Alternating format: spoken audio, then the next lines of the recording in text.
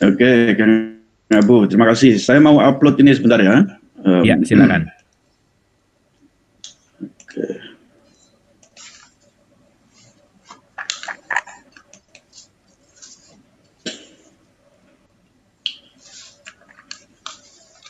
Udah kelihatan belum di situ ini? Udah, aman, Prof. Clear. Nah, sebentar. Oke.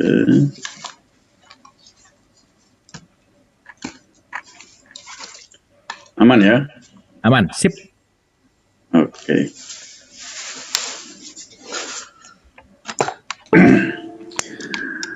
Oke, teman-teman sekalian, saya ucapkan terima kasih Kang Abu atas undangannya. Jadi sudah 1 tahun ya, kurang lebih, lebih dari 1 tahun. 1 tahun saya kira dari awal. 1 tahun, Prof. 1 tahun ya, dari awal dulu, dan sekarang baru sekarang bisa kita melaksanakan acara ini, dan saya ucapkan terima kasih. Dan memang kebetulan sekarang juga sedang libur, lagi break ya, jadi agak relax sedikit, paling hanya nulis-nulis riset, jadi tidak ada tugas ngajar, jadi agak relax gitu. Jadi ini lagi di Indonesia, Prof? Nggak di Saudi sekarang. Masih di Saudi, iya. Masih kan nggak bisa pulang, nggak bisa. Oke. Iya, nggak bisa ke Indo, nggak boleh karena COVID-nya tinggi, jadi nggak boleh ke Indo. Jadi topik yang diberikan Kang Abu ke saya adalah tentang indahnya keragaman. Nah, ini menarik nih, begitu. Ini nggak ada diskusi, nggak ada apa, tiba-tiba saya disodori topik ini, dan saya jadi ingat salah satu buku saya terbit beberapa tahun lalu, saya lupa. Tentang judulnya sama, Indahnya Keragaman. Ini menarik nih Kang Abu nih. Nah, ini buku ini penerbitnya dari Bandung nih kalau nggak salah nih, Nuansa Cendekia. Dari Bandung, penerbit Nuansa Cendekia. Jadi bisa di Google, bisa di search dari ini. Udah lupa saya kapan tahun terbitnya buku ini. Tapi ini judul ini juga persis sama seperti yang topik malam ini kita diskusikan ya. Jadi saya punya beberapa slide foto, enggak supaya lebih lebih gampang untuk kita untuk kita diskusikan gitu. Nanti lebih banyak kita ngobrol saja. Tapi ini hanya pengantar foto atau beberapa tulisan singkat. Nanti kita ngobrol saja, lebih enaknya di acara diskusi. Kira-kira waktunya berapa nih yang diberikan untuk awal nih, Kang Abu nih? Untuk awal sekitar 40 menit, Prof. 40 menit, oke. Kita coba ya. Jadi mungkin lebih banyak nanti untuk dialognya ya. Coba nanti mungkin pasti akan banyak yang lebih ini. Jadi saya pengantar singkat, nanti mungkin ada banyak dialog dan sebagainya, kita lebih ke situ. Indahnya keragaman. Ini topik yang menarik ini, bapak-bapak, ibu-ibu ya. Ini di Arab Saudi masih sore nih, jam 3:30. Jadi saya bilangnya selamat sore atau selamat malam nih. Jadi yang nonton juga dari mana-mana, Prof. Jadi pagi, siang, sore, malam, Prof. Ya, selamat pagi, siang, sore, dan malam. Jadi ini topik yang sangat penting sekali ya. Topik yang sangat penting untuk kita diskusikan, sebetulnya bukan hanya untuk Indonesia saja, tapi juga untuk dimanapun ya, karena di dunia ini kan keragaman sesuatu yang sangat tidak bisa diabaikan ya ini. Tetapi problemnya adalah memang tidak semua orang itu bisa mengelola keragaman itu dengan baik. Meskipun keragaman itu sesuatu yang tidak bisa dipungkiri sebagai umat manusia ya, tapi tidak semua orang itu suka dengan keragaman. Nah, keragaman ini ada berbagai macam istilahnya ya.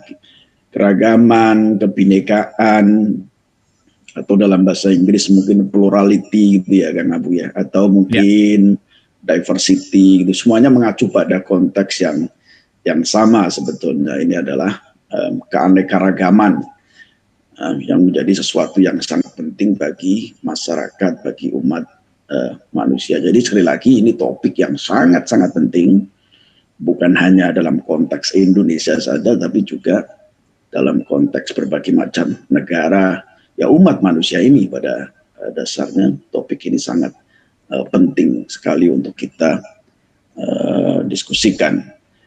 Nah, selanjutnya ini ada kutipan menarik, tentu kita semua sudah paham dengan kutipan ini. Yang pertama dari Butaan Tular, yang kedua dari Mahatma Gandhi. Ini dua kutipan yang salah satu dari sekian kutipan tentang kesatuan dalam keragaman yang sangat menarik. Yang pertama dari Butaan Tular, tentu kita sudah mafhum, sudah paham semua tentang Bhinneka Tunggal Ika, sudah paham, meskipun Butaan Tular dulu yang kira-kira pada abad 14 dulu beliau pujangga terkenal ya pada masa Raja Yamuruk Majapahit ya, pada abad 14 kalau nggak salah. Sangat terkenal sekali ungkapan ini. Jadi tentang pentingnya sebuah kesatuan, pentingnya merawat atau pentingnya sebuah kesatuan dalam hidup dalam sebuah keragaman. Meskipun konteksnya ini sebetulnya untuk konteks kalimat ini sebetulnya kalau kita baca untuk umat Buddha dan umat Hindu Siwa ya, tetapi sebetulnya bisa dipakai dalam perspektif yang lebih luas lagi, bukan hanya umat agama Hindu Siwa maupun Buddha saja, tetapi juga untuk umat-umat yang lain. Ini awalnya sebetulnya untuk dimaksudkan untuk menyatukan masyarakat Hindu Siwa satu sisi dan masyarakat Buddha di pihak lain, karena ada semacam perdebatan, ada semacam pandangan-pandangan yang menganggap berbeda dua hal itu, tapi kemudian dianggapnya sebagai sebuah satu kesatuan yang tidak bisa dipisahkan, karena pada dasarnya baik Buddha maupun Siwa juga mengajarkan kebenaran yang juga itu penting untuk setiap masyarakat agama. Konteksnya sebetulnya dalam rangka untuk unifikasi masyarakat Hindu dan Buddha, tapi sebetulnya bisa dipakai lebih luas lagi dalam konteks masyarakat yang lebih luas. Bahkan tidak hanya masyarakat agama, tapi juga masyarakat non-agama. Nah, yang kedua ini dari Mahatma Gandhi, tentu kita semua sudah tahu Mahatma Gandhi juga tokoh yang luar biasa, besar kontribusinya untuk peradaban manusia, yang beliau mengatakan yang ini juga banyak dikutip oleh banyak orang tentang ini pencapaian sebuah kesatuan dalam keragaman itu. Kalau kita bisa mencapai kesatuan dalam keragaman, itu merupakan sebuah keindahan yang luar biasa. Tapi di pihak lain ini juga tidak gampang, karena itu merupakan bagian dari tantangan sekaligus ujian untuk peradaban manusia. Tapi kalau kita bisa mampu menciptakan itu sebuah keindahan yang luar biasa. Ini menunjukkan dari Gandhi ini menunjukkan bahwa keragaman itu di satu sisi itu merupakan potensi yang tidak bisa diabaikan, tapi juga merupakan tantangan bagi setiap kita ya, umat manusia, untuk mewujudkan itu. Bagaimana kita bisa bersatu dalam keanekaragaman. Ya, Bhinneka Tunggal Ika itu sebetulnya. Jadi itu. Tapi problemnya sekali lagi ya, saya katakan ini kalau kita melihat, apalagi saya sebagai pengajar antropologi budaya ya Kang Abu, saya setiap saat sebagai seorang antropolog budaya juga kadang-kadang juga saya membicarakan tentang perspektif biological differences juga, bukan hanya dari aspek keragaman kebudayaan, tapi juga dari keragaman biologis juga. Kalau kita melihat manusia ini kan bukan hanya beragam dalam konteks kebudayaannya saja, tapi juga beragam dalam konteks ya ras misalnya, dalam konteks fisiknya, dalam konteks ya bermacam-macam ras, bermacam-macam kelompok, etnis, suku bangsa, berbagai macam. Jadi bukan hanya beragam dalam pengertian tradisinya atau kebudayaannya ya. Kebudayaan ini dimaksudkan adalah kalau dalam antropologi diartikan sebagai sebuah produk pemikiran manusia lah gampangnya, itu kebudayaan itu. Baik itu kebudayaan itu bisa dalam pengertian kebudayaan material maupun kebudayaan non material ya kalau antropologi bahas itu. Kebudayaan material itu ya misalnya produk-produk fisik, apa yang kita ada di sekeliling kita itu bisa dikatakan sebagai sebuah kebudayaan, apa itu komputer, apa itu mobil, apa itu bangunan dan sebagainya disebut sebagai kebudayaan material. Tapi kebudayaan itu juga tidak hanya dalam bentuk kebudayaan material, tapi juga ada kebudayaan non material. Dan itu bisa dalam bentuk produk-produk pemikiran, ya seperti tradisi, adat, apa segala semuanya dalam kategori antropologi itu masuk dalam wilayah yang disebut dengan culture atau kebudayaan. Jadi manusia ini, maksud saya bukan hanya beragam dari aspek fisiknya saja, tetapi juga beragam dari aspek tradisi, kebudayaan, actions atau praktis, itu juga behavior itu juga beragam. Jadi bahkan bukan hanya itu, tapi juga kalau kita lihat bukan hanya fenomena manusia saja sebetulnya, fenomena tumbuh-tumbuhan flora fauna kan juga beragam, ya kan? Flora fauna kan juga beragam. Tumbuhan itu kan bermacam-macam juga.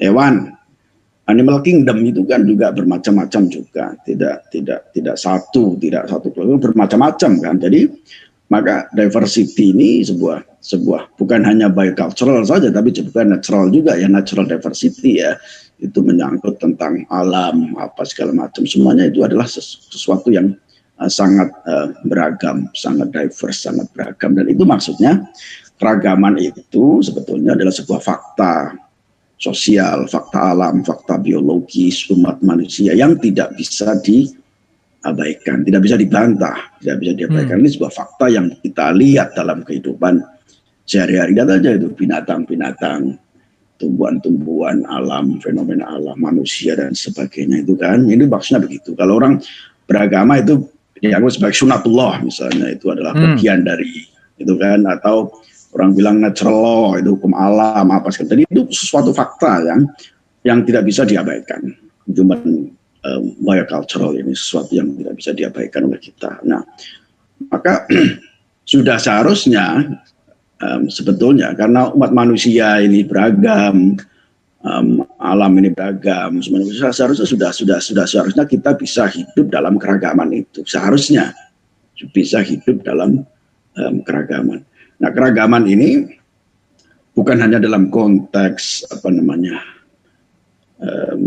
kebudayaan, biologis, fisik saja, tapi juga kalau kita melihat agama misalnya, agama juga sama. Agama ini kan juga beragam juga agama, ya kan? Agama juga beragam. Ada berapa coba agama di dunia ini? Kalau kita lihat, kalau kita baca dari penelitian dari Pew Research Center. Pew Research Center itu sebuah lembaga riset yang ada di Amerika Serikat yang biasa melakukan penelitian tentang agama-agama di dunia. Itu ada lebih dari 4.000 agama di dunia. Lebih dari 4.000 ya agama di dunia. Nah, agama itu apa? Kalau antropologi mendefinisikan agama ya sebagai sebuah sistem kepercayaan spesifik ya, yang berkaitan dengan Tuhan, baik Tuhan dalam pengertian tunggal maupun Tuhan dalam pengertian plural.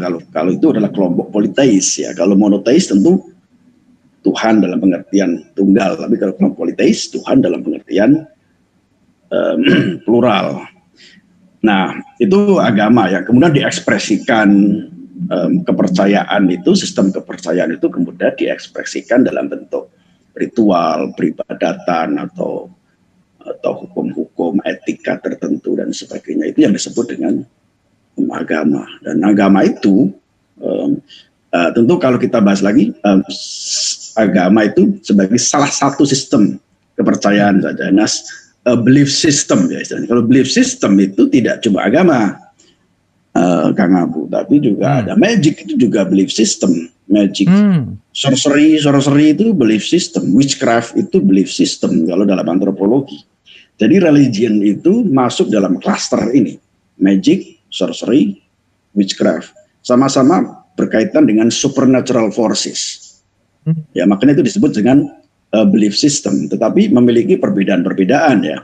agama dan magic, sorcery dan witchcraft itu berbeda satu sama lain, tapi sama-sama dianggap sebagai belief system yang percaya terhadap kekuatan supernatural, kira-kira itu. Nah, makanya saya sebut tadi awal, agama ini juga kira-kira bagian dari sistem kepercayaan atau belief system yang khusus tentang God, kepercayaan terhadap Tuhan, atau ya Tuhan lah, kita menyebutnya Tuhan, gampangnya begitu, yang diekspresikan melalui yang atau disimbolkan, diekspresikan melalui beragam praktek-praktek ritual persembahan, peribadatan dan sebagainya. Itu agama yang tidak ada di dalam magic maupun sorcery dan witchcraft.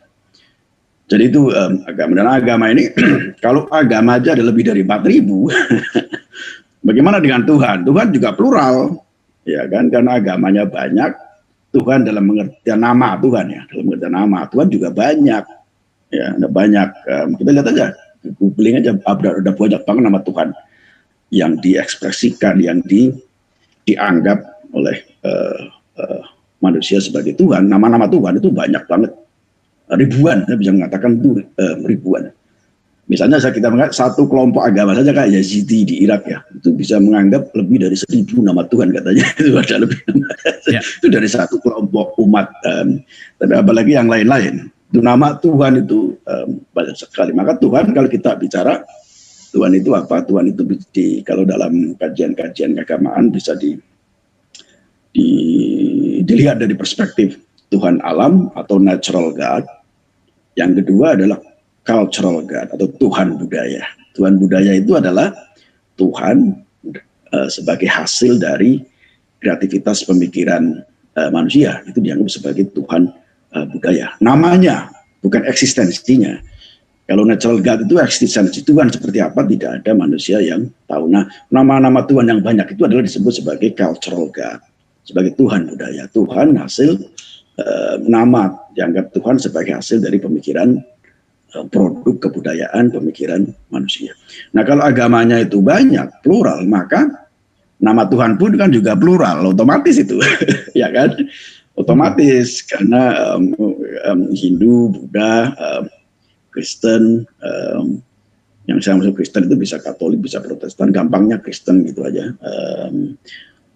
Meskipun mereka kadang-kadang tidak mau disebutnya saya Katolik bukan Kristen, pokoknya kok gampangnya yang percaya dengan Yesus Kristus Kristen gitu aja lah, nggak usah ribut Kristen ini gitu dan sebagainya, gampangnya gitu. Muslim apa banyak kan, jadi itu makanya pluralitas agama ini sesuatu yang tidak bisa diabaikan juga, yang menjadi bagian dari fakta sosial umat manusia yang tidak bisa diabaikan. Bahkan agama ini kalau lihat masing-masing juga terpecah-pecah menjadi berbagai macam sekte, menjadi berbagai macam mazhab, bermacam-macam aliran. Ya. Protestan ada banyak sekali, Katolik juga begitu. Hampir semuanya lah, Hinduisme, Buddhisme, mana yang tidak ada perpecahan. Pasti ada sekte-sekte, aliran, kelompok-kelompok dari masing-masing agama itu. Nah, meskipun agama itu banyak sekali jumlahnya, ada 4.000-an tadi menurut survei Pew Research, tetapi hanya ada beberapa agama saja yang memiliki populasi banyak. Yang hanya ada beberapa agama yang dianggap memiliki populasi yang sangat banyak. Yang kemudian itu oleh kalangan ilmuwan sosial dianggap sebagai world religion atau agama dunia, atau katakanlah agama transnasional yang pemeluknya itu ada banyak sekali dan ada di berbagai macam negara. Itu yang disebut dengan world religion. World religion itu agama dunia itu biasanya dikontraskan dengan local religions. Nah, local religionnya, agama lokal ini biasanya kayak dianggap sebagai kepercayaan lokal atau apa dan sebagainya. Ya, jadi world religion itu kita semua sudah tahu. Jadi agama dunia atau agama transnasional yang banyak sekali populasinya di berbagai macam negara. Ya Katolik, ya Protestan, ya Muslim, ya Hindu, ya Buddha, ya Konfusianisme misalnya, atau Taoism misalnya, atau yang lain-lain lah, Baha'i dan sebagainya, itu yang dianggap sebagai world religion karena memiliki populasi yang sangat banyak di berbagai macam negara. Meskipun ada banyak, itu hanya beberapa agama saja yang memiliki populasi sangat banyak dan ada di berbagai macam negara. Nah, sebab-sebabnya apa? Tentu banyak sekali sebab-sebabnya ya. Bisa karena intervensi politik, bisa macam-macam, nanti kita bisa diskusikan ya. Ada banyak sekali kenapa hanya agama-agama tertentu saja yang bisa menjangkau berbagai macam kawasan, berbagai macam dunia, dan kenapa agama-agama yang lain tidak. Misalnya agama-agama suku di Afrika misalnya yang kecil-kecil, atau di Pasifik, atau agama-agama kecil di Amerika Latin, atau di mana aja lah yang agama-agama suku, agama kecil tidak bisa berkembang secara luas dan masif berbagai macam kawasan. Tentu ada banyak sekali faktor yang menyebabkan.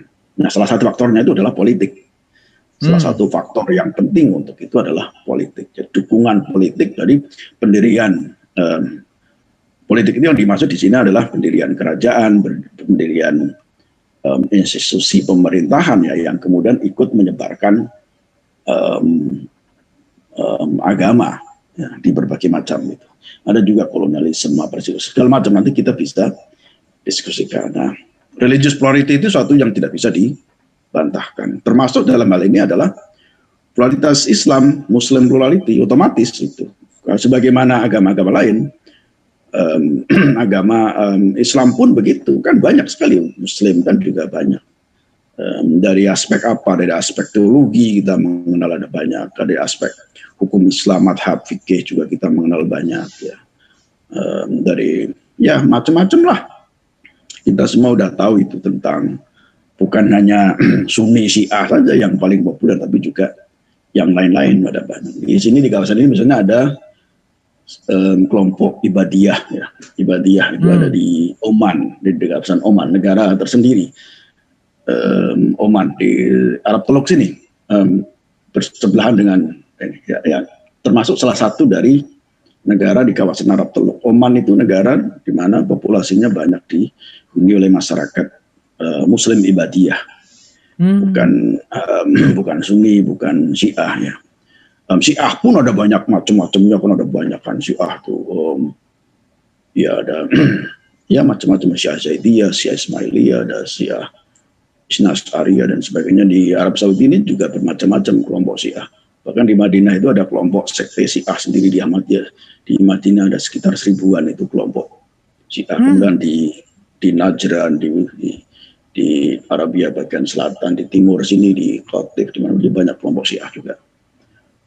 Syiah pun terpecah-pecah menjadi beberapa. Ya. Sunni apalagi banyak banget. Jadi itu belum lagi kalau bicara tentang sekte-sekte di dalam kelompok-kelompok tertentu, misalnya sekte-sekte dalam sufi, sekte-sekte dalam tarekat misalnya, banyak banget ya. Jadi religious plurality ini bukan hanya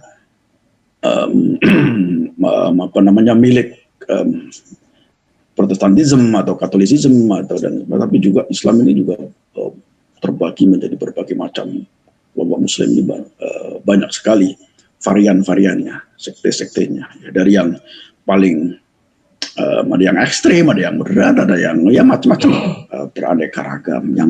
Nah, keragaman mereka bukan hanya dalam aspek bukan hanya dalam aspek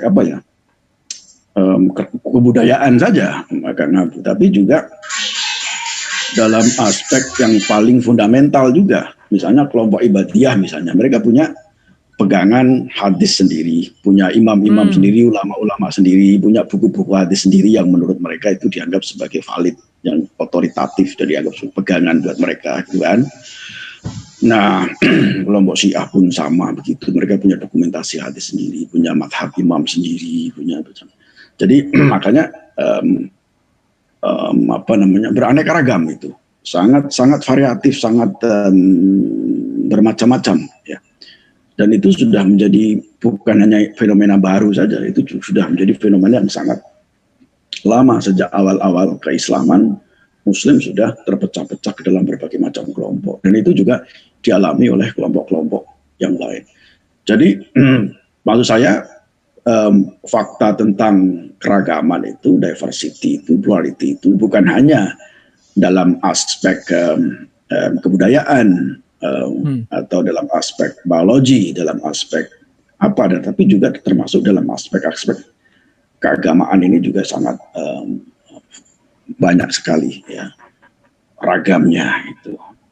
Nah, problemnya adalah seperti yang saya katakan sejak awal, tidak semua orang itu mengapresiasi keragaman itu. Ini problem terbesar manusia, Kang Abu. Tidak semua umat manusia itu mengapresiasi keragaman itu. Nah, ini saya kutipkan di sini ada pendapat dari yang biasa dipakai di kalangan ilmuwan sosial ya, khususnya dari kalangan antropolog dan juga dari kalangan sosiolog ya.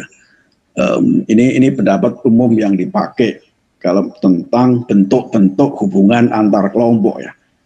Ini yang dari terburuk sampai yang terbaik. Ini ya. Ini menurut beberapa menurut ilmuwan sosial yang dikategorikan seperti ini. Intergroup relation di sini bisa berarti antar kelompok agama, bisa ke antar kelompok ras, bisa kelompok antar etnik, bisa interetnik ya. Relations bisa interreligious relation, bisa interracial relation dan sebagainya. Gampangnya antar kelompok. Nah, ini kita lihat ini. Keragaman itu bermacam-macam kan, seperti saya katakan tadi, tapi tidak semua orang itu mengapresiasi keragaman itu.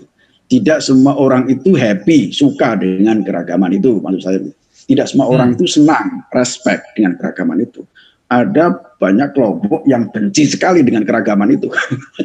Nah, jadi, dan mereka melakukan berbagai macam cara untuk menghilangkan keragaman itu. Supaya seragam, kira-kira begitu. Karena nggak suka dengan keragaman itu. Nah, ini bentuk-bentuk ini dibagi oleh kelompok ilmuwan sosial menjadi beberapa. Yang ini dari yang saya kutip dari yang terburuk dulu ya. Kita diskusi dari yang terburuk dulu. Dan kemudian nanti baru yang terbaik. Yang terburuk itu disebut dengan genocide.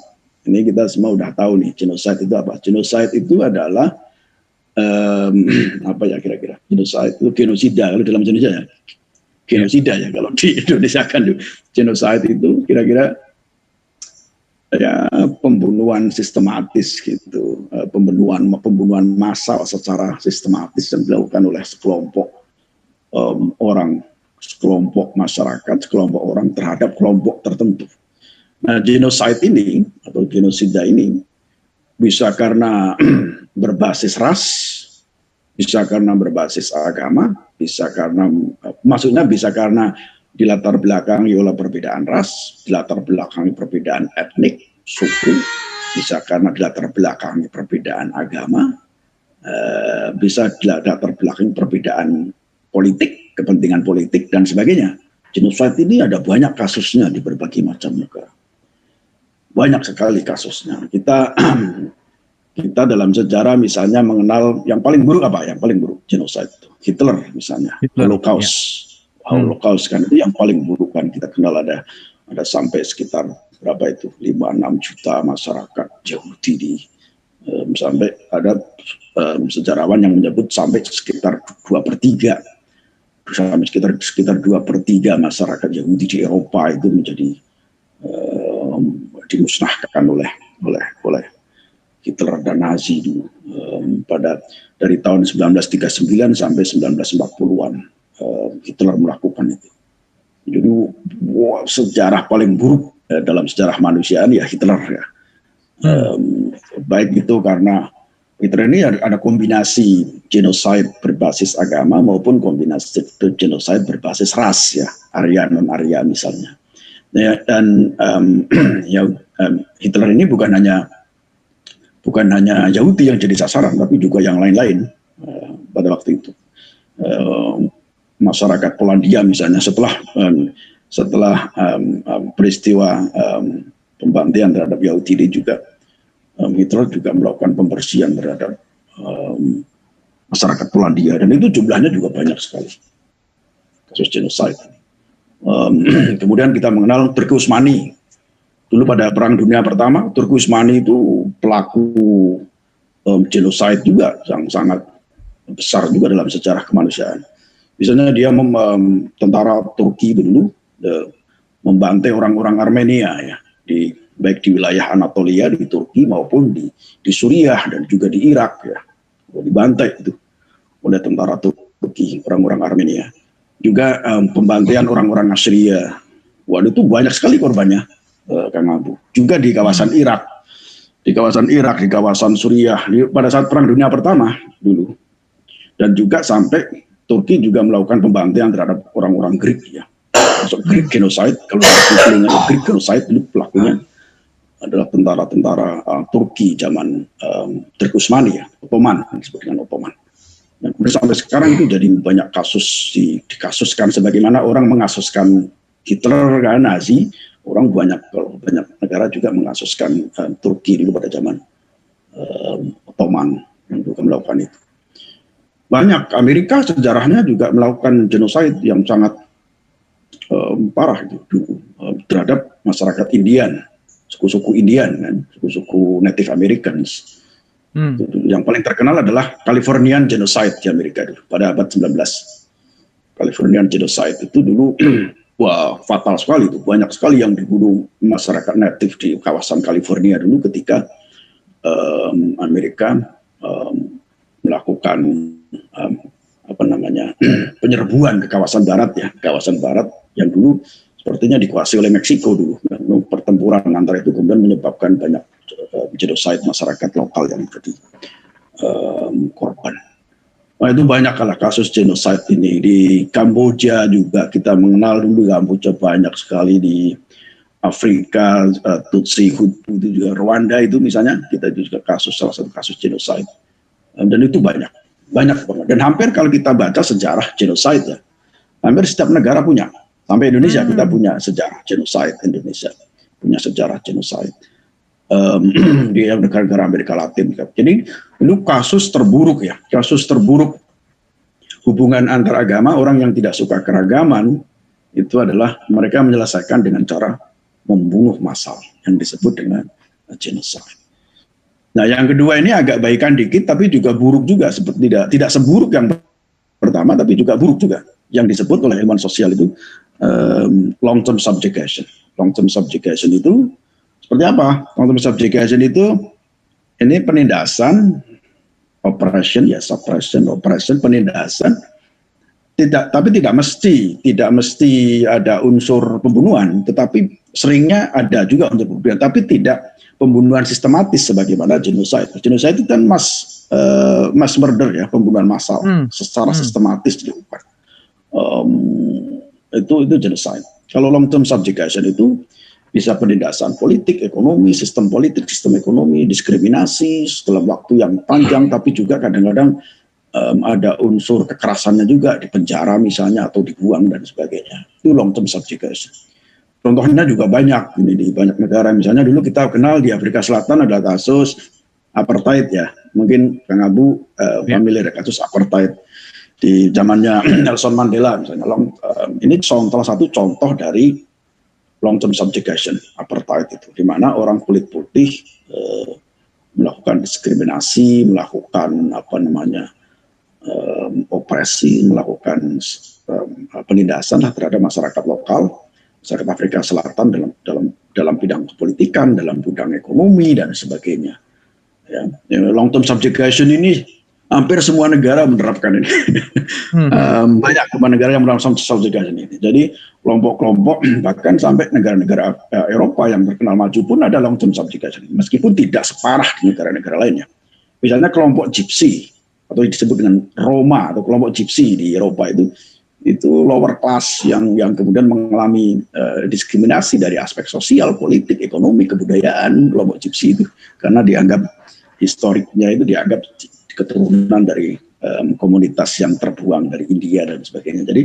Jadi fenomena long term subjugation ini sebetulnya bukan hanya fenomena di negara-negara miskin atau berkembang, tapi juga di berbagai macam negara maju juga ada. Cuma persentasenya kecil dan tidak begitu kelihatan begitu. Tapi kalau kita selidiki secara seksama ada, tapi tentu tidak separah dengan negara-negara yang miskin dan negara-negara berkembang, ya. Itu tidak separah itu.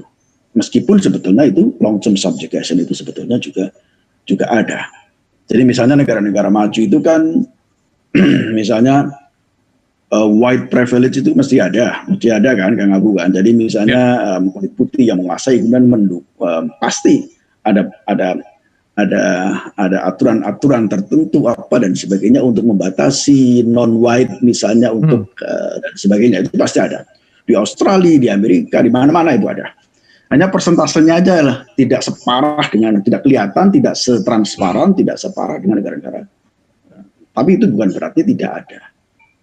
Nah, ini disebut dengan long term subjugation. Nah, ada lagi orang menyikapi keragaman itu dengan cara population transfer.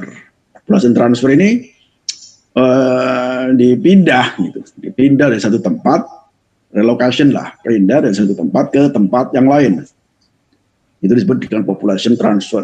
Nah, misalnya dulu di Amerika misalnya ada kelompok-kelompok tertentu yang dipindah ya, kayak kelompok masyarakat Amish misalnya, orang kelompok Kristen Anabaptis Amish yang kemudian dulu dipindah ke di daerah Pennsylvania, di daerah Indiana, di daerah Virginia dan sebagainya, itu bagian dari ini population transfer ini. Dan karena dulu mereka menolak untuk ikut terlibat dalam peperangan atau pelatihan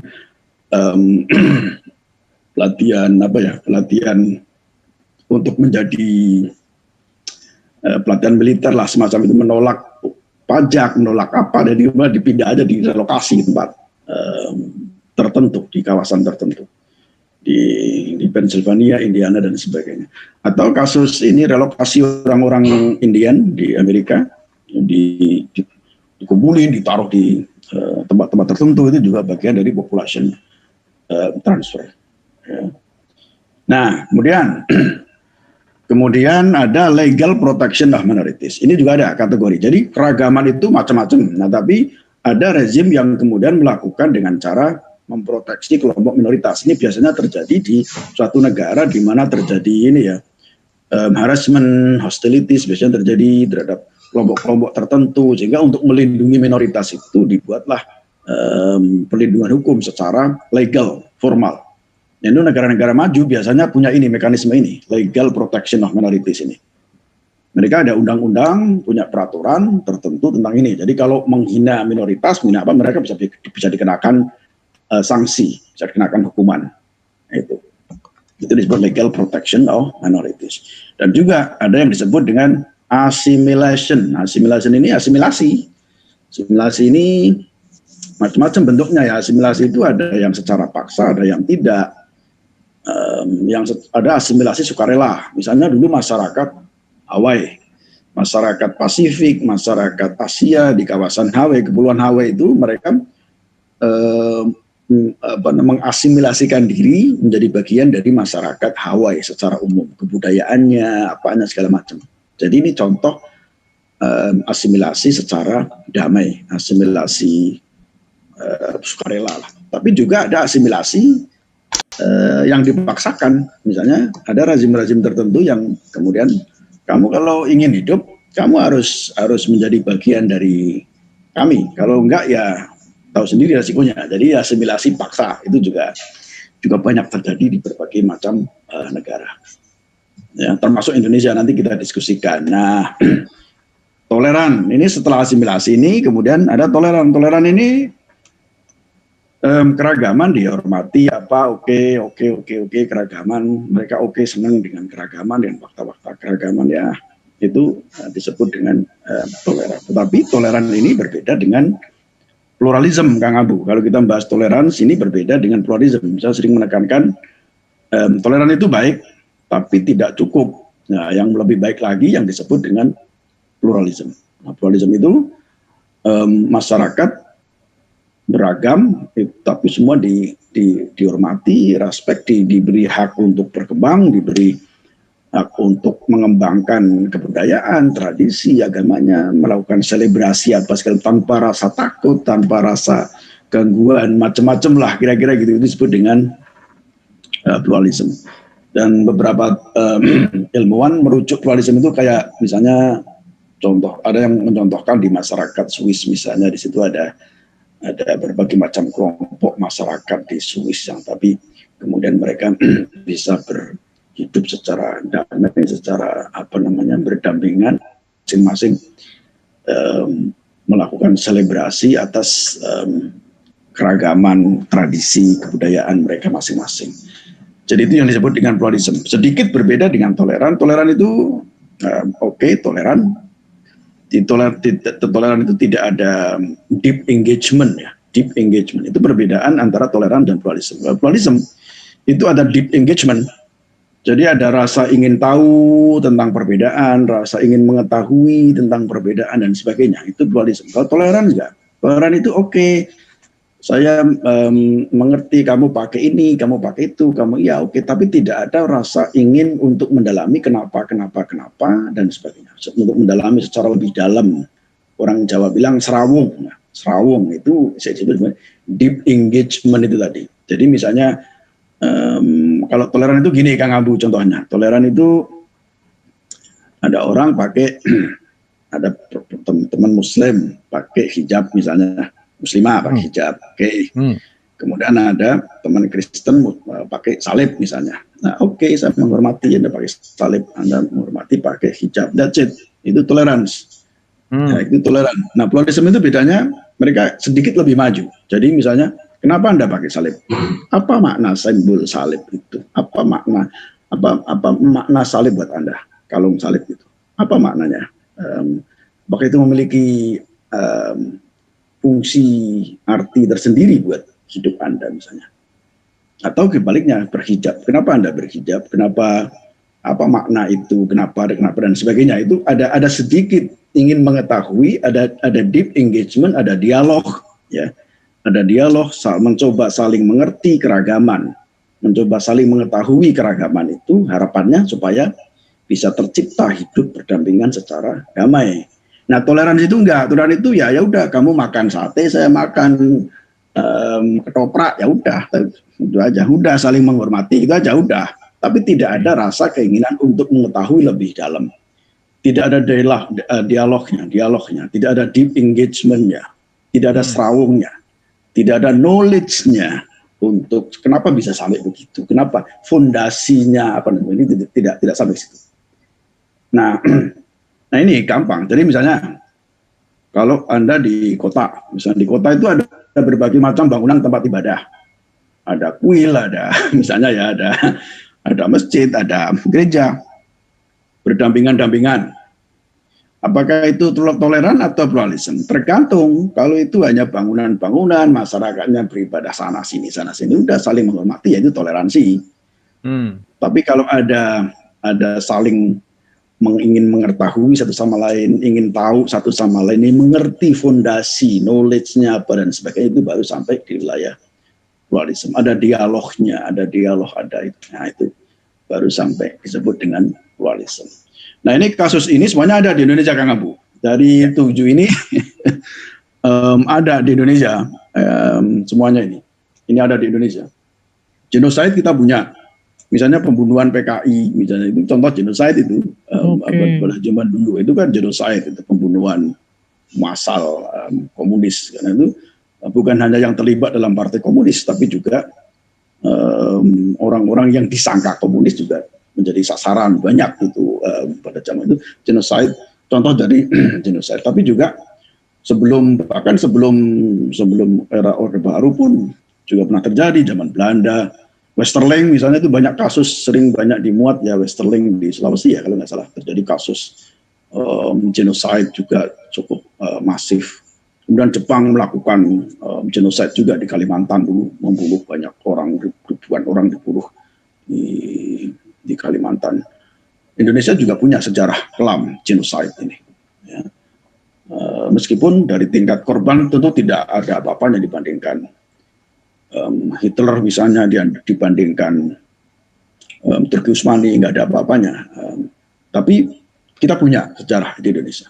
Long term subjugation juga ada sejak zaman Belanda, diskriminasi, opresi, penindasan secara politik, sistem politik ekonomi kan ada terus.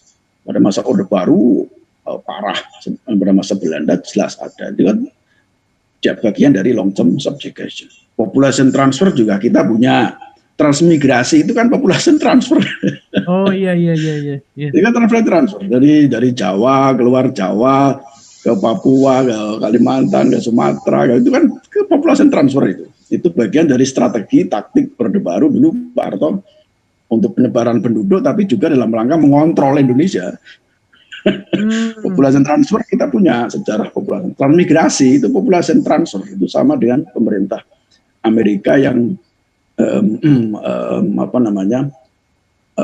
mengtransfer beberapa penduduk ke tempat-tempat lain, atau sama dengan kolonial dulu yang mengtransfer penduduk dari mana-mana ke negara lain, kayak orang-orang Inggris mengtransfer orang-orang India ke Cina, orang-orang India ke Singapura, ke Malaysia, ke Australia, ke negara-negara jajahan ya, Inggris dulu, termasuk ke Emirat sini, Uni Emirat Arab. Dulu kan sini dikuasai Inggris dulu. Sehingga banyak orang-orang India, orang Asia Selatan di sini itu sejak zaman Inggris dikuasai Inggris dulu di Arab Teluk sini, itu kan. Jadi Inggris dulu suka dengan orang-orang India, jadi makanya disebar orang-orang India kemana-mana di jajahannya Inggris. Nah, Amerika itu mendatangkan dari Afrika dan sebagainya. Belanda dulu mendatangkan Cina, orang-orang Cina, orang-orang Tionghoa ke Indonesia juga. Ini bagian dari population transfer. Legal protection of minorities mungkin punya nggak di Indonesia itu? Masyarakat lokal minoritas dilindungi secara hukum. Saya kira ada itu undang-undangnya tentang legal protection of minorities. Tapi aplikasinya sampai sejauh mana ya kita bisa pertanyakan. Asimilasi ini juga kita punya sejarahnya. Masyarakat Tionghoa dulu pada masa Orde Baru kan program asimilasi itu dulu, nggak boleh pakai nama Tionghoa, nggak boleh, jadi harus menjadi bagian itu asimilasi kan, contoh dari asimilasi ya, contoh masyarakat Tionghoa menjadi nah, itu bagi contoh dari asimilasi, tapi asimilasi yang dipaksakan, bukan asimilasi sukarela, tapi asimilasi yang dipaksakan dulu pada masa Orde Baru. Toleran juga punya, pluralisme saya nggak tahu, mungkin ada dalam skup yang terbatas ya, tapi mungkin dalam tingkat akademik dan sebagainya. Kita jelas toleran dan pluralisme kita ada. Nah, mari kita diskusikan nanti seperti apa. Masih ada ya waktunya, 1-2 lagi. Nah ini tantangan. Boleh, 5 menit lagi. 1-2 menit lagi ya. Iya, boleh, silakan. Jadi ini tantangan wujudkan ini di Indonesia. Ini berat sekali Kang Abu dan teman-teman sekalian ya. Dimanapun Anda berada, ini tantangan yang luar biasa besar buat kita bagaimana mewujudkan Bhinneka Tunggal Ika itu, unity in diversity itu di Indonesia itu bukan persoalan yang mudah dan gampang, karena banyak kelompok-kelompok yang tidak suka dengan keragaman itu. Ya, banyak kelompok-kelompok yang suka memaksakan kelompoknya itu, pandangan kelompoknya, perspektif kelompoknya untuk supaya masyarakat diseragamkan orang lain, kelompok lain supaya seperti mereka dengan alasan agama, teologi tertentu atau apa dan sebagainya. Ini tentu saja kita semua sudah tahu seperti apa peristiwanya dan mungkin lebih baik kita diskusikan saja dalam ngobrol nanti ya. Tapi ini tantangan yang luar biasa dan Indonesia ini kan sangat disayangkan sebetulnya. Indonesia sebagai sebuah pulau, sebagai sebuah negara kepulauan itu termasuk yang terbesar di dunia dalam hal keragaman, Kang Abu. Misalnya dalam aspek linguistik, antropologis itu, antropolog yang bergerak di bidang studi bahasa. Itu misalnya Indonesia itu negara pertama yang memiliki the living language ya terbanyak di dunia. Itu Indonesia. Living language yang masih dipraktekkan apa, meskipun totalnya berkurang ya, tapi Indonesia masih banyak dari aspek bahasa kita banyak, aspek etniknya juga, suku-sukunya, kelompoknya juga kita banyak. Itu belum lagi dari aspek-aspek kepulauan dan sebagainya, ya, masyarakatnya, tradisi, kebudayaannya. Jadi ini semakin beragam, tentu saja akan semakin kompleks tantangannya nanti seperti apa, bagaimana mewujudkan keragaman itu seperti apa. Tantangannya tentu akan semakin kompleks dibanding negara-negara yang tingkat keberagamannya tidak ekstrim seperti di Indonesia. Tentu akan lebih ringan, mengelolanya lebih ringan. Nah ini manajemen untuk mengelola keragaman itu bukan persoalan yang mudah, karena banyaknya kelompok yang suka memaksakan diri bahwa kelompoknya itu harus ditampilkan. Ini yang biasanya yang paling berat itu kelompok agama, yang kedua kelompok politik, kelompok ideologis. Kelompok politik ini yang paling banyak jadi problem, jadi masalah ini dua kelompok ini. Kelompok politik biasanya yang kelompok politik yang suka memainkan agama, itu yang jadi problem yang sangat besar juga di koalisi antara kelompok politik dan kelompok agama itu biasanya menjadi penyebab keragaman itu menjadi ya mereka atas nama politik tertentu yang penting politiknya tujuan politiknya tercapai, yang penting atau kelompok ideologis tertentu yang penting perjuangan ideologinya tercapai, atau kelompok agama yang penting agamanya tertentu tercapai atau kelompoknya tertentu tercapai, masa bodoh dengan keragaman, masa bodoh dengan kebinekaan. Nah itu sudah terjadi di Indonesia nih. Sudah terjadi, kelompok-kelompok itu sudah ada di Indonesia.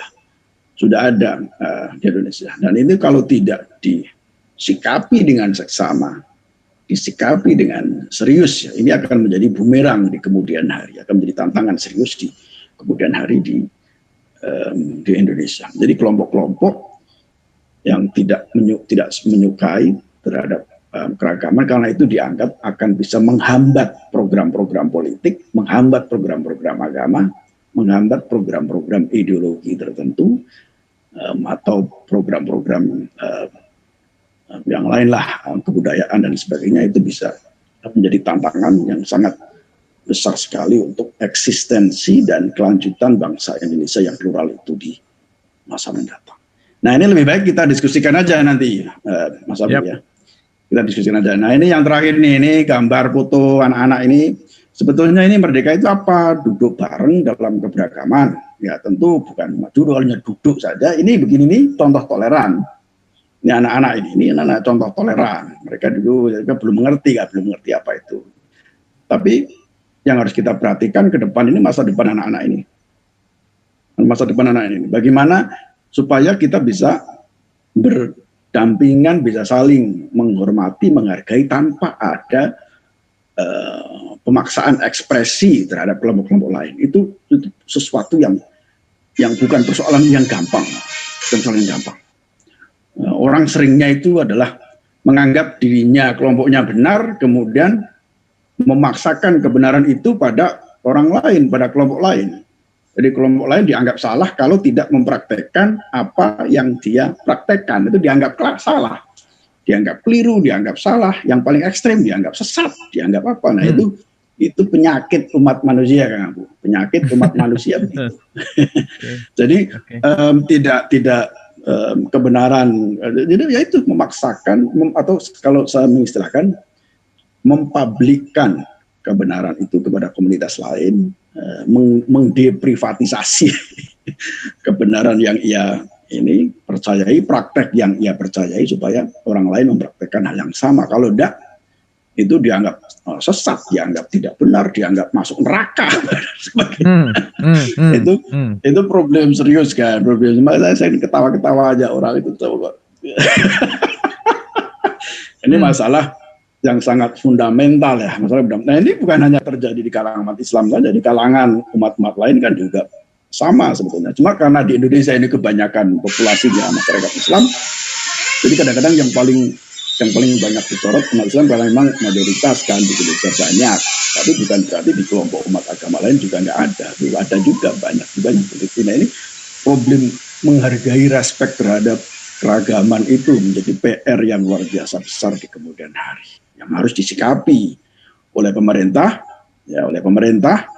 juga oleh masyarakat. Jangan hanya mengandalkan pemerintah, sisi pemerintah, tapi juga masyarakat. Kita semua punya tanggung jawab yang sama untuk bagaimana keragaman itu bisa terlaksana di Indonesia ya, di kemudian hari bisa hidup berdampingan secara damai. Orang bisa orang yang misalnya contoh kecilnya ya, orang yang jangan menggunakan atas nama ideologi tertentu, agama tertentu dan sebagainya untuk kemudian menghakimi, menilai kelompok lain, orang lain. Nah itu penyakit kita sebagai umat manusia yang harus kita cari jalan keluarnya secara Baik. Saya kira itu ya, Kang Abu ya. Prolog ya, ini prolog. Jadi kita lanjutkan nanti dialog aja ngobrolnya biar lebih seru. Seru. Oke. Wah, luar biasa. Boleh tepuk tangan dulu untuk Prof. Sumanto. Terima kasih. Ini mind blowing sekali ya. Kita banyak sekali mendapatkan asupan mobil khusus. Tadi saya jelek banget ketika Pak Prof. Sumanto bilang bahwa ini berat sekali gitu untuk ngomongin Indonesia gitu ya. Nah, saya jadi ada pertanyaan gini, Prof. Di mana kalau kita melihat mayoritas Islam terbanyak di dunia itu salah satunya adalah Indonesia gitu. Di mana Islam itu visi misinya adalah rahmatan lil alamin gitu kira-kira. Nah, seharusnya kan kalau itu kan ada korelasi ya antara Islam terbanyak rahmatan lil alamin dengan keragaman tuh harusnya inline gitu. Nah, kenapa tuh sekarang jadi justru malah di agama yang membuat keragaman itu jadi tidak harmonis gitulah kira-kira, mengkafirkan, menyesatkan tadi kata Prof. Sumanto dan seterusnya. Itu faktor apa sih Prof sebetulnya? Silakan. Ya, macam-macam ya Kang Abu ya. Saya melihatnya ada yang paling besar tentu adalah ada beberapa faktor tentu ya. Ini yang paling dominan ada kelompok keagamaan tertentu yang merasa dirinya sebagai representasi yang paling benar dalam pengertian penafsiran, pemahaman dan itu kelompok pertama yang itu menjadi problem serius juga. Jadi misalnya ini susah ya kalau ngomong kelompok agama merasa dirinya paling benar itu sudah susah itu diatasi. Itu sudah susah diatasi. Dan mereka seperti yang saya katakan tadi tidak hanya merasa dirinya paling benar, tapi orang lain juga harus mempraktekkan pemahaman kebenaran, interpretasi kebenaran yang ia percayai dan ia yakini, yang ia pahami. Ya ini yang paling berat kan. Jadi pertama munculnya kelompok-kelompok militan agama. Itu dalam konteks Indonesia ya. Dalam konteks kita ngomong Indonesia ya ini. Ngomong Indonesia pertama adalah munculnya kelompok-kelompok militan agama.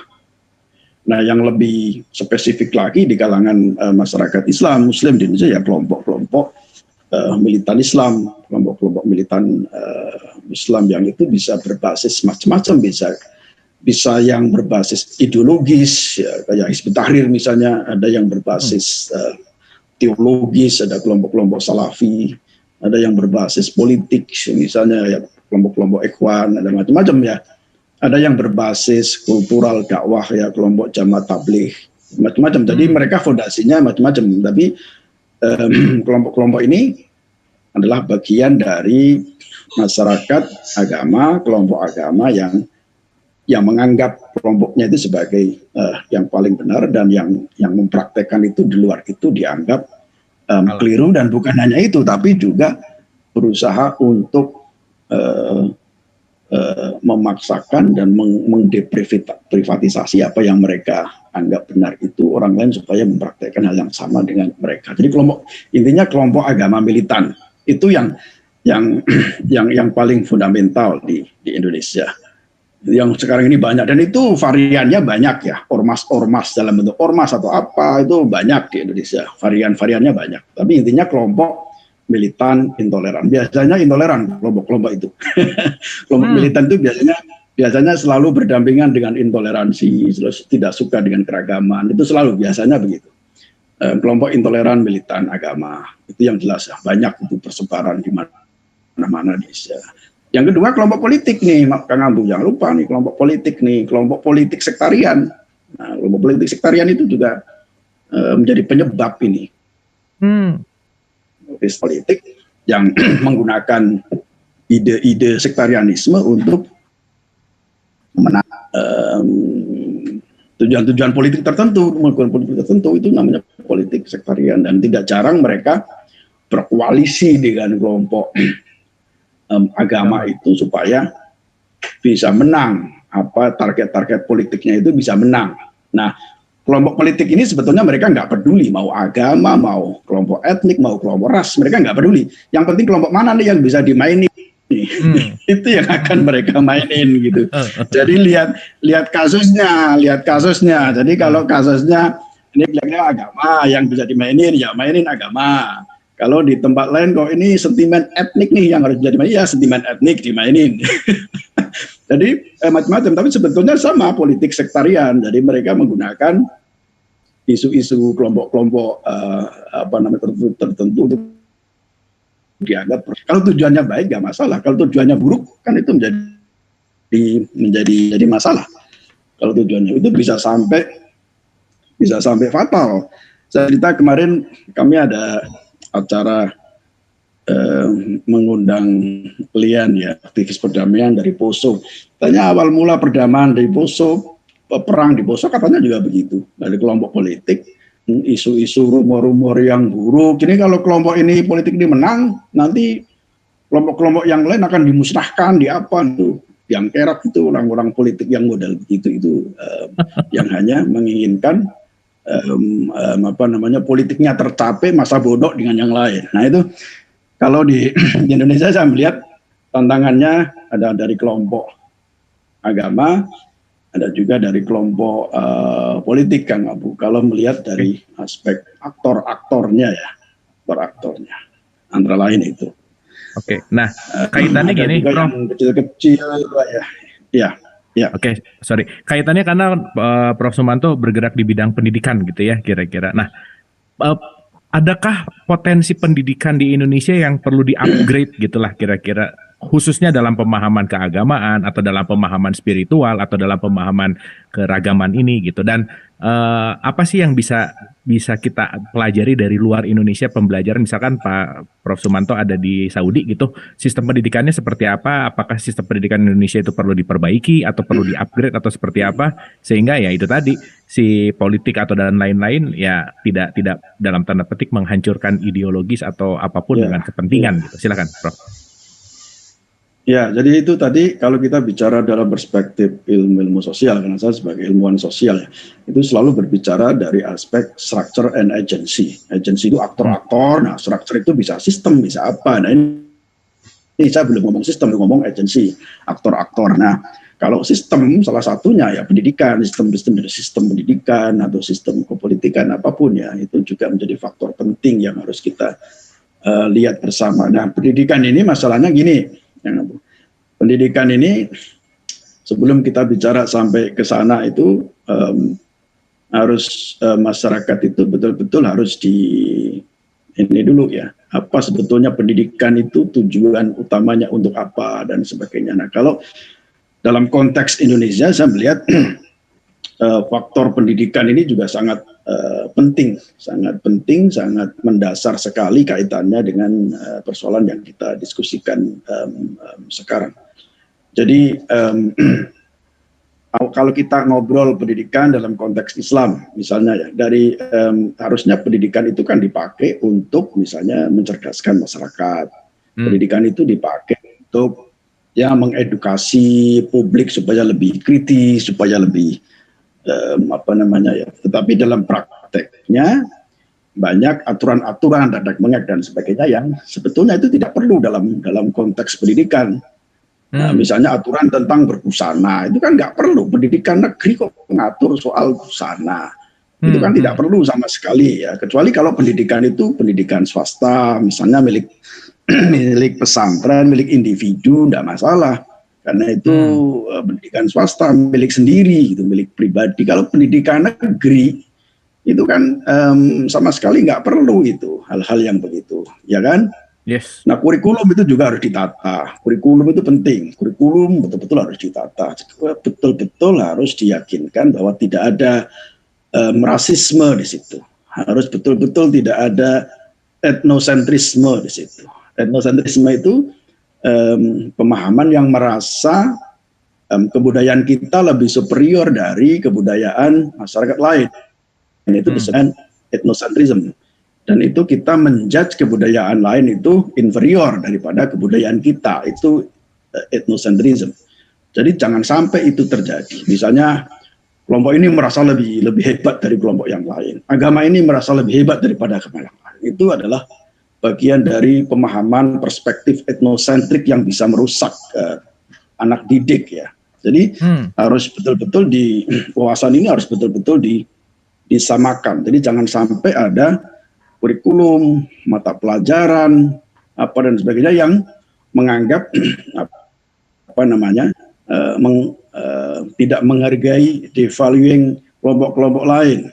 Jadi menganggap ini misalnya kalau jelasnya ya, misalnya kalau yang Muslim menganggap kelompok lain akan masuk neraka lah atau sesat lah apa dan sebagainya, jangan bergumul dengan mereka dan sebagainya, itu bisa merusak pola pikir anak-anak didik di kemudian hari. Ya, apalagi itu diajarkan di tingkat SD, elementary school, apa SMP, SMA, itu lebih parah lagi kalau sudah sampai itu diajarkan. Nah, itu perlu dilihat itu. Buku yang dijadikan acuan itu harus seperti apa, kurikulumnya dan sebagainya harus seperti apa dan sebagainya. Gurunya juga harus di-training supaya saya melihat guru-guru ini juga di Indonesia juga tidak banyak media-media yang kemudian melaporkan guru-gurunya mengajarkan rasisme, etnosentrisme ke anak-anak didik, itu kan penyakit itu yang harus diselesaikan dengan baik ya. Jadi pendidikan betul-betul harus dijadikan sebagai lembaga untuk mengajarkan pentingnya multikulturalisme, pentingnya tentang hidup berdampingan dengan berbagai macam agama dan kebudayaan lain, multi religion maupun multicultural, itu harus ditanamkan sejak ini. Saya melihat ada beberapa pendidikan yang didesain seperti ini, meskipun tidak semuanya, ada beberapa yang didesain seperti ini. Jadi harus betul-betul didesain untuk mewujudkan pandangan-pandangan yang pluralis, menjaga keragaman, menghormati, menghargai keyakinan orang lain, kelompok lain, itu harus diutamakan, ditekankan. Kalau tidak, itu bisa meracuni generasi bangsa kita. Dan itu saya contoh sini, misalnya di Arab Saudi. Kang Abu tadi tanya contoh di tempat kami ya, di sini di Arab Saudi. Misalnya dulu sistem pendidikan di sini dulu sangat rasis dan etnosentrik, mengajarkan Islam tertentu, bukan hanya Islam yang paling benar, Islam yang dipahami oleh madhab aliran tertentu yang paling benar. Islam yang lain salah juga gitu ya, sesama Islam udah. Oke. Jadi misalnya gini, jadi karena ini mempraktekkan Islam bermadhab Hanbali, misalnya itu yang paling dianggap yang paling mendekati Islamnya Nabi Muhammad. Misalnya Islam yang mengajarkan mazhab Syafi'i, mazhab Hanafi, mazhab Maliki, itu dianggap tidak benar, kurang persentasenya. Itu masih sesama rumpun Sunni, apalagi dengan yang non Sunni, Syiah dan sebagainya, kan lebih parah lagi. Syiah dianggap sesat, dianggap kafir, dianggap apa. Itu ditanamkan sejak kecil di kurikulum, di apa gitu kan. Dulu aku bicara pasten ini, saya bicara pasten, sehingga tidak ada toleransi dan sebagainya. Apalagi sesama madhab Sunni aja begitu, sesama Muslim dengan Sunni, Syiah misalnya atau yang lain. Apalagi dengan non Muslim, nah, udah berantakan lagi, gitu kan? Okay. Nah sejak beberapa tahun terakhir ini ada perubahan yang luar biasa masif ya. Kurikulumnya dirubah semua, diganti kurikulumnya, mata pelajaran yang tidak yang bernuansa rasis, etnosentrik, semuanya diubah, diganti. Guru-guru yang kemudian tidak berwawasan toleran, pluralistik kemudian harus di-training ulang, diganti dengan yang berwawasan pluralistik, toleran dan sebagainya. Mata pelajaran supaya lebih. Nah sekarang tidak ada lagi tuh Syiah kafir, Syiah sesat, non Muslim kafir, nggak ada lagi itu sekarang. Udah nggak ada. Sekarang udah nggak ada, Prof. Ya, udah ditata tahun-tahun terakhir sudah ditata kurikulumnya, dan kemudian dari aspek ulamanya banyak mereka diganti dengan yang moderat semua diganti, dan itu yang bertugas untuk menyusun kurikulum nasional apa semuanya kan karena pendidikan itu fondasi ya, pendidikan itu fondasi yang paling penting untuk melakukan transformasi peradaban dan kebudayaan itu kan dimulai dari pendidikan. Kalau pendidikannya buruk, mengajarkan yang buruk kan bagaimana dengan pendidikan kebudayaan yang lain, itu kan lebih kacau lagi, gitu kan. Nah, di perguruan tinggi lebih bagus lagi sekarang, lebih bagus, bahkan di King Abdullah University of Science and Technology di Tual, ya, di daerah dekat Sungai Nil, Laut Merah, kampus yang paling bagus dan luar biasa. Bahkan merekrut banyak sekali non Muslim di situ. Bahkan presiden kampusnya adalah Tony Chan, ya. Tony Chan itu dulu presiden Hong Kong University of Science and Technology. Sekarang direkrut menjadi presiden King Abdullah Science and Technology di Tual. Kemudian rektornya, profesornya banyak direkrut dari. Sekarang sudah bagus, sudah luar biasa. Di kampusku juga sama, banyak sekali non Muslim. Non Muslim itu yang sama-sama non Muslim, baik yang Kristen, Yahudi maupun yang ateis, agnostik, ya. Banyak sekali yang teman-teman dari Cina, Jepang, Korea, dari Eropa, banyak banget. Nah, itu makanya dimulai dari situ, basicnya, pendidikannya harus dirubah di Indonesia itu. Nggak usah lah ngurusi yang nggak penting-penting itu, pakaian apa itu nggak penting banget. Bagaimana kita menata etika, moral, itu komitmen kemanusiaan dan sebagainya. Menghormati itu perlu. Waktu itu yang bahwa Anda percaya bahwa dengan berpakaian akan mengantarkan ke surga, silahkan. Saya nggak akan itu adalah yang kamu praktikkan dianggap sesuai dengan syariat Islam, silahkan. Itu sama sekali saya nggak masalah. Kan ibu saya juga berhijab, istri saya juga dan sebagainya. Itu silahkan, nggak masalah. Tapi menjadi bermasalah kalau itu kemudian dilibatkan ke publik, orang lain juga harus begitu, masalah itu. Itu dan masalahnya di situ, itu masalahnya. Masalahnya di situ. Kalau sudah terjadi pemaksaan itu kan jadi masalah. Bahwa itu dipraktekkan secara individu, nah itu nggak apa-apa, silakan aja. Nah, pendidikan itu sekali lagi harus penting. Ini baik dari perguruan tinggi maupun non perguruan tinggi harus betul-betul memikirkan pendidikan itu supaya betul-betul dijadikan sebagai medium untuk melakukan transformasi kebudayaan dan peradaban. Dan itu yang sekarang ditata di Arab Saudi sekarang. Nah, sekarang saya sedang menyelesaikan buku tentang revolusi industri 4 pendidikan dan revolusi industri 4. Bagaimana sektor pendidikan di Arab Saudi dipakai untuk menyiapkan revolusi industri 4 ini yang ditandai dengan artificial intelligence, ada big data, ada blockchain, ada teknologi cerdas lah. Mereka sekarang berlomba-lomba untuk menciptakan itu, menciptakan bagaimana supaya pendidikan itu bisa dijadikan sebagai medium untuk mentransformasi, untuk menciptakan sebuah peradaban dan kebudayaan yang sesuai dengan semangat atau spirit revolusi industri 4.0 ini. Ya, sekarang mudah-mudahan Agustus nanti sudah bisa terbit bukunya, dan saya seru membandingkan dengan Indonesia. Ini sekarang agama harus dipakai untuk mendukung itu. Nah, agama yang tidak dipakai, yang tidak dipakai untuk mendukung kemajuan, moderatisme harus disingkirin. Makanya ulama-ulamanya diganti yang moderat-moderat, semuanya edukatornya juga begitu, semuanya harus begitu. Kalau udah ya repot. Oke. Itu Kang Abu. Siap. Itu bukunya kalau udah rilis nanti kita bahas lagi di sini ya, Prof. Oh, boleh. Itu penting banget itu penting. Iya. Itu saya membahas tentang sejarah pendidikan di sini, sejarah pendidikan. Orang banyak salah paham. Dikira pendidikan di Arab Saudi itu hanya urusan studi-studi keislaman, fikih, usul fikih, tafsir, hadis, usuluddin, sebagainya. Padahal enggak. Okay. Lebih banyak ilmu sekuler yang dibahas di sini, bukan ilmu agama. Baik itu terutama di perguruan tinggi, ya. Saya sebut di situ dalam buku itu hanya ada 3 perguruan tinggi di Arab Saudi yang awalnya hanya fokus di bidang studi keislaman. Hanya ada 3 loh, Kang Abu. 3 ya? Okay. 3 saja. Jadi Ummul Qura, Universitas Islam Madinah, dan Al-Imam Islamic University di Riyadh. Yang satu di Mekah, satu di Madinah, satu di Riyadh. Nah, ini yang awalnya fokus di bidang studi Islam. Nah, sekarang, sejak tahun terakhir, mereka juga sudah banyak perkembangannya.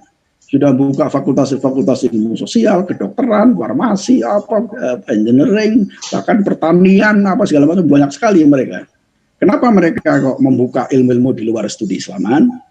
Karena persoalan pekerjaan, Mas. Pertama persoalan pekerjaan. Pekerjaan apa yang diharapkan orang kalau keluar dari pendidikan studi keislaman? Apa coba? Jadi khotib masjidnya terbatas. Jadi ustadz. Ini cara mikir realistik loh. Jadi khotib masjidnya terbatas. Masa satu masjid khotibnya ada 20 kan mungkin. Jadi khotib terbatas. Jadi judge hakim juga terbatas, ya kan? Terbatas kalau pendidikan hanya di Islam itu terbatas. Makanya supaya realistis, supaya untuk mengurangi pengangguran dibuka program-program lain, karena ini pasar nih, tuntutan pasar nih, kedokteran, farmasi, semuanya, bisnis, ekonomi, manajemen, kan itu tuntutan pasar itu. Nah itu pabrik-pabrik banyak yang butuh. Masa pabrik mau merekrut orang alumni Usuluddin? Jadi ceramah di pabrik ya.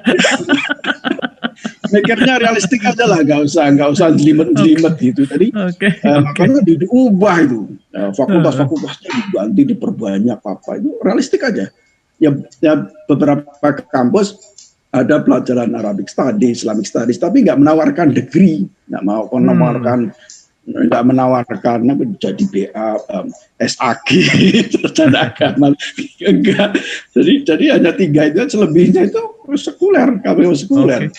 Oke, menarik.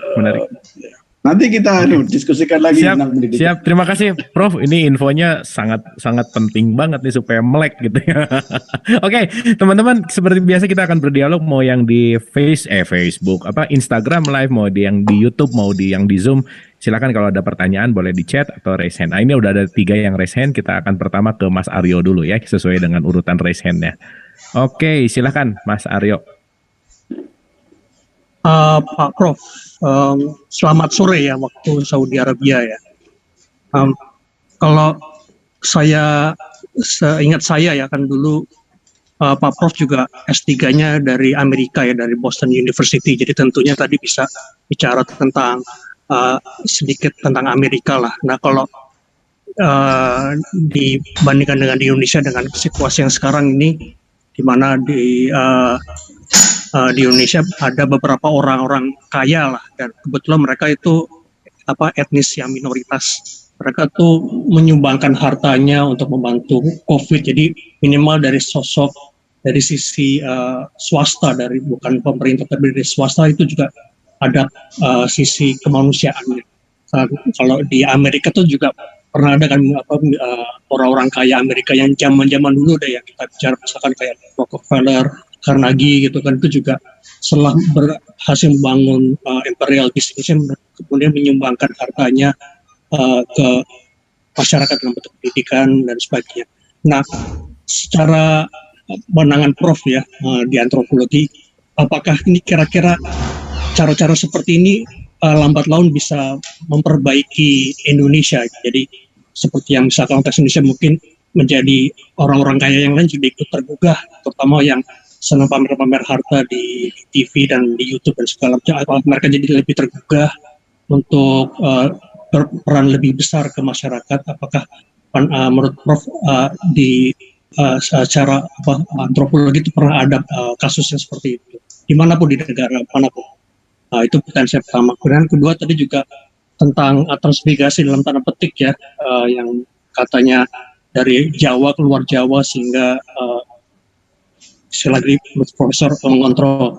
Nah kalau dalam konteks yang sekarang nih, yang katanya mau ada ibu kota baru di Kalimantan, pemindahan ibu kota dari Jakarta ke Kalimantan, apakah itu juga secara antropologi merupakan adanya kemiripan seperti yang tadi Profesor katakan, transmigrasi atau secara mengontrol? Jadi dengan kata lain memecah para orang-orang yang biasanya tinggal di daerah Jawa Barat dan Banten ini, yang intoleran ini jadi terpecah, tidak lagi mengumpul di situ, tapi juga mungkin nanti ada sebagian yang ke Kalimantan, sehingga tidak terlalu mengganggu lah istilahnya begitu. Gimana menurut pandangan Prof? Itu ya pertanyaan saya. Oke, Terima kasih. sip. Thank you. Terima kasih. Satu-satu Silakan. ya, Kang Agung. Ya. Biar nggak lupa. Monggo.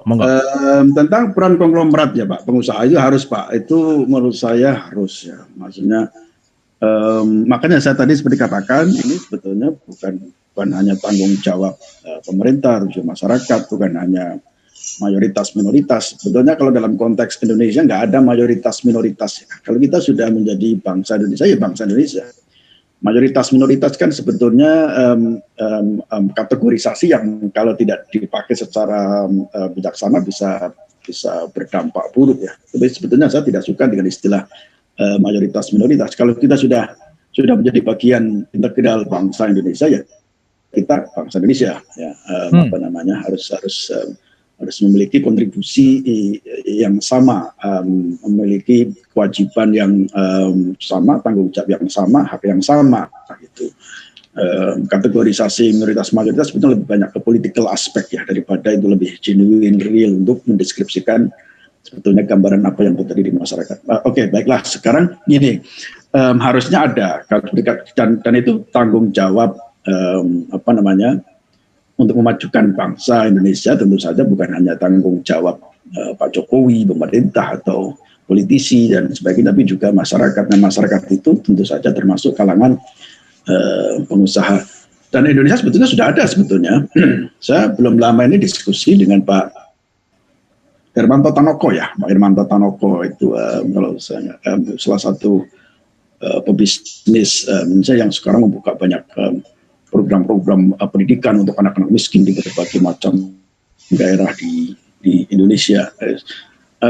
Harus ada dan memang yang harus ini Pak Suryo tadi yang tanya. Jadi yang harus tidak mudah memang tidak mudah untuk melakukan kontribusi itu karena ada berbagai macam gangguan. Jadi misalnya saya tahu ada beberapa konglomerat yang membantu pendidikan di Amerika. Saya tahu itu beberapa.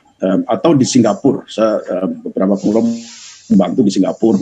Kalau ditanya mereka kenapa bantunya luar negeri, bukan bantu Indonesia. Alasannya selalu sama. Mereka nggak percaya dengan sistem pendidikan di Indonesia kalau mengelola keuangan. Nanti kalau saya bantu dikasih uang, nanti uangnya nggak dipakai untuk kemajuan pendidikan. Malah dipakai yang lain dan lebih baik bantu ke kampus-kampus lain yang sudah kredibel dari bisa akuntabilitinya jelas, uang itu mereka percaya bisa dipakai untuk betul-betul sesuai yang diharapkan gitu kan. Nah kalau dipakai di Indonesia, pakai di Indonesia, ini khawatir diselewengkan, dikorupsi, khawatir disunat, khawatir tidak sesuai. Nah itu ada alasan-alasan dari teman-teman yang saya tahu ya, kenapa mereka lebih beberapa dari mereka suka membantu di lembaga-lembaga pendidikan di luar negeri yang dianggap lebih kredibel dan lebih akuntabel ya. Itu perspektif mereka. Ini juga tanggung jawab bersama ya bagaimana menciptakan sistem pendidikan yang kemudian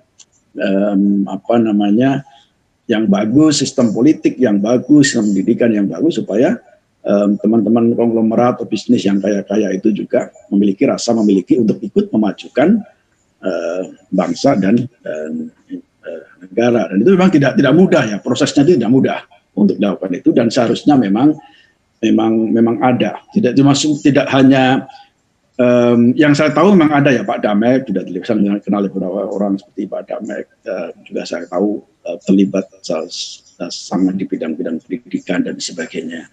Meskipun tidak semua konglomerat dan orang-orang itu punya kepedulian terhadap dunia pendidikan. Ada juga yang hanya materi oriented ya, ada juga yang begitu yang tidak memperdulikan persoalan pengembangan sumber daya pendidikan, ada yang begitu ya.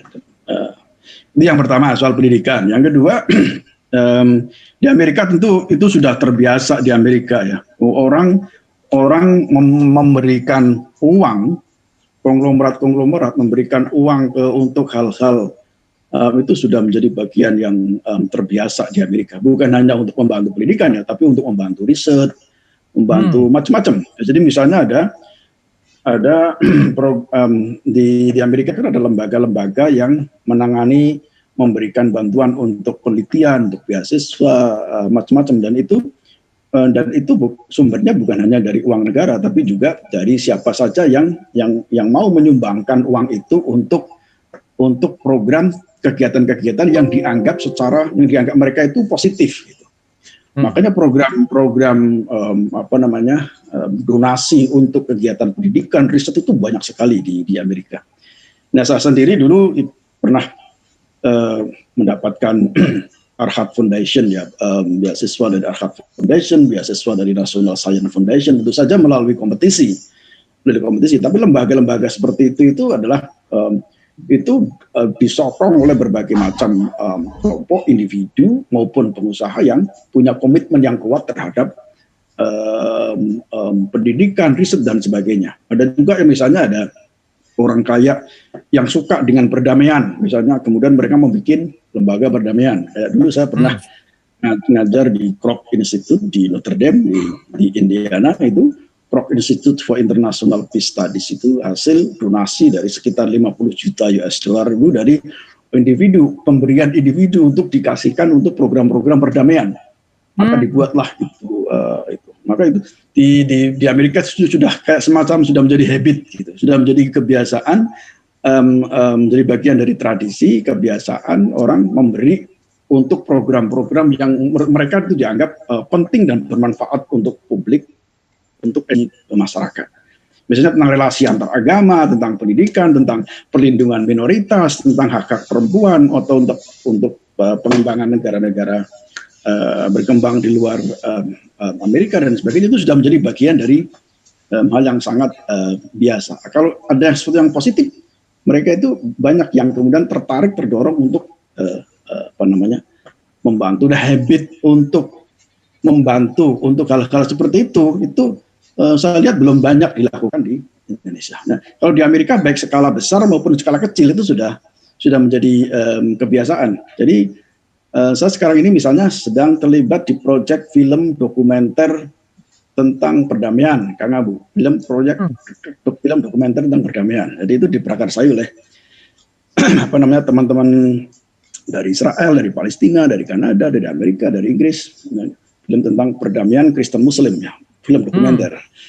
Nah, itu ada beberapa yang suka kemudian mendonasikan 50.000 US dollar atau berapa didonasikan, itu dianggap program ini penting dan mendidik dan diharapkan bisa melakukan edukasi publik, mereka dengan sukarela membantu itu. Jadi etos ini yang saya lihat belum ada di Indonesia. Etos seperti ini yang belum ada di Indonesia, ya. Indonesia itu orang-orangnya lebih suka kalau untuk apa misalnya? Untuk bangun masjid, itu senang mereka. Atau bangun gereja, senang mereka, bisa mengantarkan ke surga. Ini ada yang komen, Mas Imam Prabowo, nih orang Islam di Indo nyumbangnya malah ke Palestina katanya.